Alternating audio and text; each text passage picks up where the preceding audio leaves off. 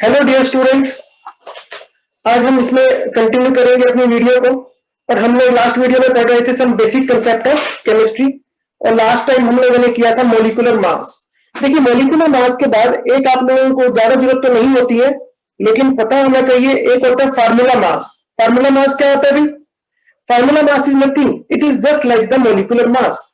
But what happens in case of ionic compound? Ionic compound के case में हम molecular mass की जगह क्या वर्ड यूज करते हैं? फार्मूला मास वर्ड यूज करते हैं। क्योंकि मैं अभी आपको बताऊंगा बाद में, जैसे आयनिक कंपाउंड नमक है हमारा NaCl, तो आप सोच रहे होंगे कि NaCl, नमक के अंदर एक Na होता है और एक Cl होता है, लेकिन एक्चुअली ऐसा नहीं है। सोल्ट के अंदर, नमक के अंदर बहुत सारे Na होते हैं और बहुत सारे Cl होते हैं। तो जो NaCl है, it is only representing the ratio. ये रेशियो बताता है कि जो हमारा सोल्ट है, इसके अंदर 1 Na है, 1 Cl है, इनकी रेशियो 1:1 है। इसलिए this is not the complete molecular formula. Hence in case of ionic compound we use the word formula mass. लेकिन फिर भी आप देखेंगे बुक्स के अंदर ज्यादातर आपको मोलिकुलर मास ही लिखा मिलेगा, लेकिन टेक्निकली आयनिक कंपाउंड के केस में मोलिकुलर मास को हमें फार्मूला मास बोलना होता है। इज इट क्लियर बच्चों? Okay, next topic. अब हम बहुत इंपॉर्टेंट टॉपिक करने जा रहे हैं, मोल। So what is mole? मोल कुछ नहीं है। Mole is just like, mole is a unit. Mole is a unit. देखिए, फॉर एग्जांपल आप मार्केट से क्या खरीद के ला रहे हैं? पेंसिल खरीद के ला रहे हैं। 1 दर्जन पेंसिल, 1 दर्जन पेंसिल। केले खरीदे, हाँ भैया 1 दर्जन केले दे दे जरा। तो 1 दर्जन क्या चीज है? एक क्वांटिटी है। ऐसे ही 1 mole is a quantity. So what is 1 मोल? तो it is very important. What is 1 mole? It is that much quantity. It is that much quantity which contain 6.022 into 10 की power 23 particles. I am using the word particles. Actually हमारे chemistry के अंदर 3 चीजें use होती हैं: atom, molecule और ions. तो ये पार्टिकल हमारे कुछ भी हो सकते हैं, एटम, मॉलिक्यूल या आयंस। जैसे अगर आपसे कोई पूछे भाई 1 दर्जन में कितनी चीजें होती है, तो आप 1 दर्जन में 12 केले होते हैं ऐसा तो नहीं बोल रहे। इट में भी पेन, इट में भी pencil. In the same way 1 मोल क्या चीज है? 1 मोल वो है जिसमें 6.022 इंटू 10 की पावर 23 पार्टिकल्स होते हैं।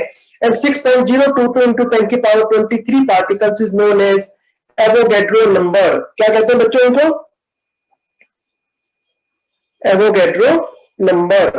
So what is 1 mole? 1 mole is that much quantity which contain 6.022 into 10 की power 23 particles.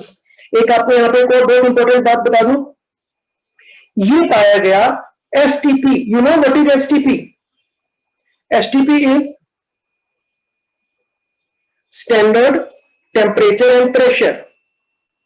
Standard temperature and pressure. तो कितना होता है? स्टैंडर्ड टेम्परेचर होता है 273.15 केल्विन और स्टैंडर्ड प्रेशर होता है 1 atm। एटमॉस्फेरिक प्रेशर 1 atm, हम पढ़ेंगे इसको बाद में। atm is the unit of pressure. तो एसटीपी होता है स्टैंडर्ड टेम्परेचर एंड प्रेशर। तो standard temperature is 273.15 kelvin and standard pressure is 1 atm। लेकिन मैं आपको यहाँ पे थोड़ा बताना चाहूंगा कि अब आजकल हम स्टैंडर्ड प्रेशर 1 atm की जगह 1 बार लेने लग गए हैं। Bar is also a unit of pressure. तो स्टैंडर्ड प्रेशर हम कितना लेने लग गए हैं? 1 बार। लेकिन अभी भी आप बुक्स में देखोगे तो किसी किसी जगह पे 1 atm लिखा होगा, किसी जगह पे 1 बार लिखा होगा। तो हम जब कैलकुलेशन करेंगे तो वहां पे हम मेंशन करेंगे कि हमने स्टैंडर्ड प्रेशर कितना लिया है, 1 atm लिया है या 1 बार लिया है। ओके बच्चों, अब देखिए एक बहुत अच्छी बात बता रहा हूं, यानी 1 mole of A gas, 1 mole of A gas has volume 22.4 litre at STP. देखो बच्चों कितनी अच्छी बात है। स्टैंडर्ड टेम्परेचर और प्रेशर पे कोई भी गैस है, चाहे ऑक्सीजन है, नाइट्रोजन है, कोई भी गैस है, तो 1 मोल अगर गैस है तो उसका वॉल्यूम कितना है? 22.4 लीटर। लेकिन आपको ये ध्यान देना है कि ये कब है? जब आप स्टैंडर्ड टेम्परेचर लेते हैं 273.15 केल्विन और स्टैंडर्ड प्रेशर लेते हैं 1 atm। लेकिन अगर आप न्यूमेरिकल करते वक्त स्टैंडर्ड प्रेशर लेते हैं 1 बार तो वॉल्यूम हो जाएगा 22.7 लीटर। ये आपको ध्यान रखना है, जब आप न्यूमेरिकल करेंगे तो आपकी मर्जी है 22.4 ले लो या 22.7 लीटर ले लो, लेकिन आपको वहां पे मेंशन करना पड़ेगा 20.7 लीटर तब होता है जब प्रेशर कितना है आपका 1 बार। ओके डियर स्टूडेंट्स, अब यहां पे एक और बहुत इंपॉर्टेंट बात मैं आपको बताना चाहता हूं, number of mole. Number of mole निकालने का एक फार्मूला होता है वेट इन ग्राम अपन, अगर एटम है तो हम लिखेंगे एटॉमिक मास, और अगर मॉलिक्यूल है तो लिखेंगे मॉलिक्यूलर मास। तो नंबर ऑफ मोल बहुत ही इंपॉर्टेंट होता है। तो नंबर ऑफ मोल कैलकुलेट करने का क्या फार्मूला है, वेट इन ग्राम अपन एटॉमिक मास और मॉलिक्यूलर मास। तो इस तरीके से हम नंबर ऑफ मोल कैलकुलेट कर सकते हैं। देखिए यहां पे मैं आपको एक बहुत सिंपल सी बात एक्सप्लेन करना चाहता हूं। देखिए कोई भी चीज हमारे पास 1 मोल कब होगी, अच्छा बताओ, आप लोग बताओ 1 मोल कब होगी। सिंपल सा कंसेप्ट है, जब ये वेट और एटॉमिक मास इक्वल होगा तभी तो कैंसिल आउट होकर 1 मोल आएगा। और जितना एटॉमिक मास है उतना ही अगर मेरे पास वेट है तो मैं उसको बोल सकता हूं ग्राम एटॉमिक मास। क्या बोल सकता हूं, ग्राम एटॉमिक मास। यानी जितना एटॉमिक मास है उतना ही अगर मैंने किस चीज में ले लिया, ग्राम में, तो अगर मैं कैलकुलेट करूंगा तो वो हमारा कितना आएगा 1 मोल। देखिए मैं बड़ा सिंपल सा आपको क्वेश्चन देके आपसे डिस्कस करना चाहता हूं। मान लीजिए अगर मुझसे पूछा जाए कि हमारे पास 23 ग्राम सोडियम है, बताइए इसमें कितने मोल होंगे। तो कितने मोल होंगे भाई, नंबर ऑफ मोल। वेट कितना है आपके पास 23 ग्राम। सोडियम का एटॉमिक मास भी कितना होता है 23 यू, है ना, यू होता है ना। तो कैलकुलेट करोगे तो कितना आ जाएगा 1। तो 1 मोल कब आया है, जब जितना एटॉमिक मास है उतना ही हमारे पास ग्राम में है, तो उसको हम कहते हैं ग्राम एटॉमिक मास। ये बड़ी इंपॉर्टेंट बात है, इसको हम थोड़ा शॉर्टकट मेथड में यूज कर सकते हैं। इसी तरह से अगर मॉलिक्यूल होगा तो मैं इसको ऐसे भी लिख सकता हूं कि 1 मोल का वेट किसके इक्वल होता है, ग्राम मॉलिक्यूलर मास के। तो बच्चों देखो यहां पे एक बहुत ही इंपॉर्टेंट चीज आ गई है, मैं एक रिलेशन आपको बना के दिखाना चाहता हूं। देखिए अभी हमने यहां पे क्या पढ़ा कि 1 मोल अगर कोई चीज है तो उसमें 6.02 इंटू 10 की पावर 23 पार्टिकल्स होते हैं। ओके, कोई doubt. So 1 mole is equal to 6.02 into 10 की पावर 23 पार्टिकल। और हमने अभी ये भी पढ़ा कि 1 मोल अगर कोई गैस है तो उसका वॉल्यूम होता है 22.4 लीटर। 1 मोल अगर कोई गैस है तो वॉल्यूम कितना है 22.4 लीटर। तो बच्चों जरा मुझे ये बताइए, जब 1 मोल इसके इक्वल है, 1 मोल 22.4 लीटर के है, तो क्या ये इक्वल नहीं होगा, ये भी इक्वल होंगे। यानी 6.02 इंटू 10 की पावर 23 पार्टिकल अगर कोई है तो उनका वॉल्यूम कितना होगा 22.4 लीटर। या 22.4 लीटर किसी गैस का वॉल्यूम है तो उसमें कितने पार्टिकल होंगे 6.02 इंटू 10 की पावर 23। और यहां से आप एक चीज और देख सकते हैं कि 1 मोल अगर कोई चीज है तो अभी हमने पढ़ा कि उसका वेट किसके इक्वल होगा, ग्राम एटॉमिक मास या ग्राम मोलिकुलर मास के। तो जब 1 मोल इसके इक्वल है तो ये भी इक्वल होंगे और ये भी इक्वल होंगे।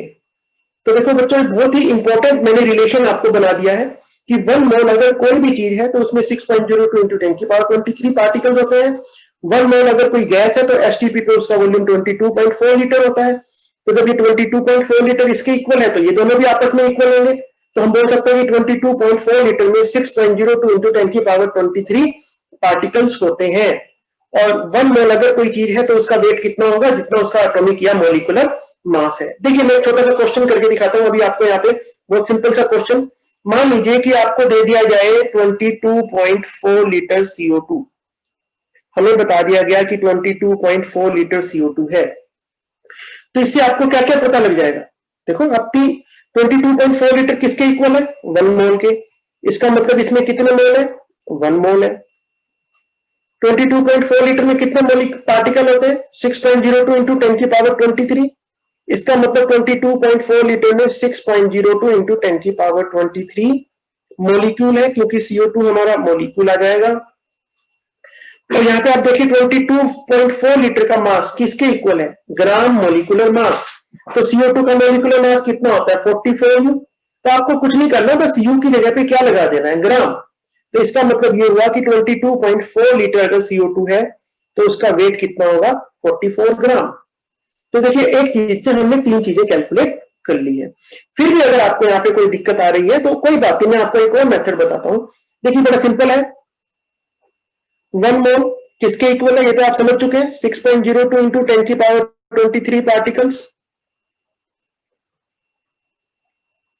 किसके इक्वल है, वॉल्यूम कितना है 22.4 लीटर और वेट कितना है इसका, ग्राम एटॉमिक मास या ग्राम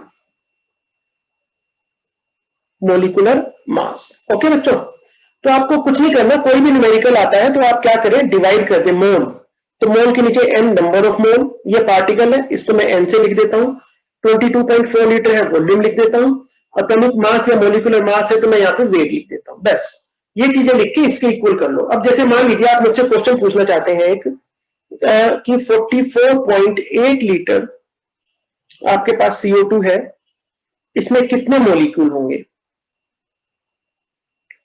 44.8 लीटर CO2 में कितने मोलिक्यूल होंगे। तो आपको कुछ नहीं करना, इसमें वॉल्यूम देखिए कहां पे है, ये रहा, मोलिक्यूल कहां पे है, ये रहा। तो इन दोनों को एक साथ लिख देते हैं, 6.02 इंटू 10 की power 23 divided by n 22.4 upon v।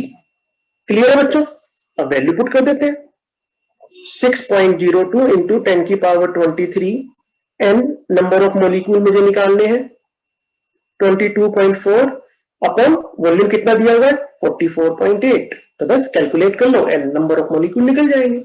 बहुत सिंपल क्वेश्चन है। तो जो भी कुछ है इन सबको इक्वल करके, जैसे मोल था तो मोल के नीचे n लिख दिया, नंबर ऑफ पार्टिकल था कैपिटल N लिख दिया, वॉल्यूम की जगह वॉल्यूम, वेट की जगह वेट, इनको इक्वेट कर दो। तो ऐसे आपको बहुत सारे क्वेश्चन मिल जाएंगे। जैसे मैं एक आपको एनसीईआरटी का ही एक क्वेश्चन है वो डिस्कस करूंगा मैं आपके साथ यहाँ पे। जैसे एनसीईआरटी में एक क्वेश्चन है, calculate mass of an atom of carbon. Carbon के एक एटम का मास बताओ। देखो हमें किस चीज का मास निकालना है, एटम का, 6.02 इंटू 10 की पावर 23, क्योंकि एटम तो यही थे। क्या निकालना है, मास। तो वो रिलेशन याद करो, ग्राम एटॉमिक मास, है ना। 6.02 इंटू 10 की पावर 23 पार्टिकल का मास किसके इक्वल होता है, ग्राम एटॉमिक मास। अब यहां पे n लिख दो एटम और यहां पे वेट लिख दो। अब जो वैल्यू है उसको पुट कर दो, 6.02 इंटू 10 की power 23, n number of atom, कितने एटम का मास पूछा है, एक एटम का, gram atomic mass, atomic mass कितना होता है कार्बन का 12, उसके आगे हमें सिर्फ ग्राम लगाना है, W वेट निकालना है, निकल गया वेट। तो इस तरीके से हम बड़े सिंपल तरीके से वेट कैलकुलेट कर सकते हैं। देखिए एक मेथड ये होता है, लेकिन हमें कंपटीशन पॉइंट ऑफ व्यू से आपको एक मेथड और बताना चाहूंगा। एक बार याद कीजिएगा जो मैंने आपको बताया था एटॉमिक मास, थोड़ा हिंदी करके समझने की कोशिश कीजिएगा। एटॉमिक मास, मैं कार्बन का एग्जांपल ले लेता हूं, atomic mass of carbon is 12U। Atomic mass, Hindi करें, एटॉमिक मास, एक एटम का मास, एक एटम का मास कितना है 12U। कार्बन के एक एटम का मास है 12U। तो देखिए हर चीज की कुछ ना कुछ यूनिट्स होती है, अलग अलग यूनिट होती है। तो मास की यूनिट U भी होती है और एटॉमिक मास हम जानते हैं, मास है तो हम ग्राम में भी ले सकते हैं। तो यहां पे आपको ध्यान रखना होगा कि 1U is equal to 1.6 into 10 की पावर -24 ग्राम। 1U किसके इक्वल है, 1.6 इंटू 10 की पावर -24 ग्राम। तो अगर जैसे अभी मैंने एक क्वेश्चन किया था जो पीछे वाली वीडियो में, अगर हमसे कोई पूछता है कि mass of one atom of carbon, तो वेरी सिंपल, कार्बन के एक एटम का मास कितना होता है 12U। लेकिन अगर हमसे कोई ग्राम में पूछेगा तो सिंपल, हम इसको ऐसा भी कर सकते हैं, इसको मल्टीप्लाई कर देंगे 1.6 इंटू 10 की पावर -24 से, तो ये हमारे पास ग्राम में आ जाएगी। तो इस तरीके से हम मास निकाल सकते हैं और ये इजी मेथड है, कंपटीशन के लिए इजी रहेगा, शॉर्टकट रहेगा। तो ये बस आपको याद करना है relation 1U is equal to 1.6 into 10 की पावर माइनस 24 ग्राम। अब देखिए यहीं पे एक एनसीईआरटी का एक और क्वेश्चन मैं आपके साथ डिस्कस करना चाहूंगा। एनसीईआरटी में एक क्वेश्चन है, calculate number of atom in number 1 52U of helium और नंबर 2 52 ग्राम ऑफ हीलियम। तो देखिए आप लोग जानते हैं कि हीलियम का एटॉमिक मास कितना होता है, 4। तो देखिए एक बार मैं फिर वापस आ रहा हूं, हीलियम का एटॉमिक मास होता है 4U। कितना होता है, 4U। एक एटम का मास है 4U। तो अगर 4U मास है तो कितने एटम है, एक एटम। और अगर 52U मास होगा तो कितने एटम आ जाएंगे, 13 एटम। तो इसके फर्स्ट पार्ट का आंसर है 13 एटम। लेकिन अगर मुझसे पूछा जाता है 52 ग्राम ऑफ हीलियम में कितने एटम है, तो सबसे इजी मेथड इसका ये रहता है कि आप नंबर ऑफ मोल निकाल लीजिए। नंबर ऑफ मोल का फार्मूला आपको पता है, वेट अपॉन एटॉमिक मास। तो वेट कितना है 52, एटॉमिक मास कितना है 4, तो नंबर ऑफ मोल कितने आ गए 13। और हमें तो कैलकुलेट करना है एटम। अब हम जानते हैं कि 1 मोल में कितने एटम होते हैं, 6.02 इंटू 10 की पावर 23। तो इससे हम मल्टीप्लाई करेंगे तो हमारे पास एटम निकल जाएंगे। तो बेटा ये हमने कंसेप्ट किया आज मोल कंसेप्ट का, पर मोल कंसेप्ट के ऊपर आपको बहुत सारे न्यूमेरिकल्स की प्रैक्टिस करनी होगी। तो आप कहीं से भी इनके क्वेश्चन देख करके आप प्रैक्टिस कर सकते हैं। एनसीईआरटी के जो क्वेश्चन थे मैंने डिस्कस किए हैं, और अभी हम इसके कुछ क्वेश्चन नेक्स्ट वीडियो में भी डिस्कस करेंगे। लेकिन उससे पहले आप इसको अच्छे से देखना, इस वीडियो को 2-3 बार इसको अच्छे से देखो। और अगर कहीं पर भी डाउट आता है तो कमेंट सेक्शन में जाके आप उस पर डाउट को लिखो। अगर आपको लगता है कि ये वीडियो काफी अच्छी है तो आप कमेंट सेक्शन में जाके वो भी जरूर मेंशन करो। और इस वीडियो को बहुत अच्छे से देखो बेटा, और सब्सक्राइब जरूर करते रहा करो, ताकि कर लेना, क्योंकि जब भी कोई नई वीडियो आएगी ताकि आपको एकदम से इंफॉर्मेशन मिल जाए, तो स्किप ना हो जाए आपसे। ओके, थैंक यू बेटा।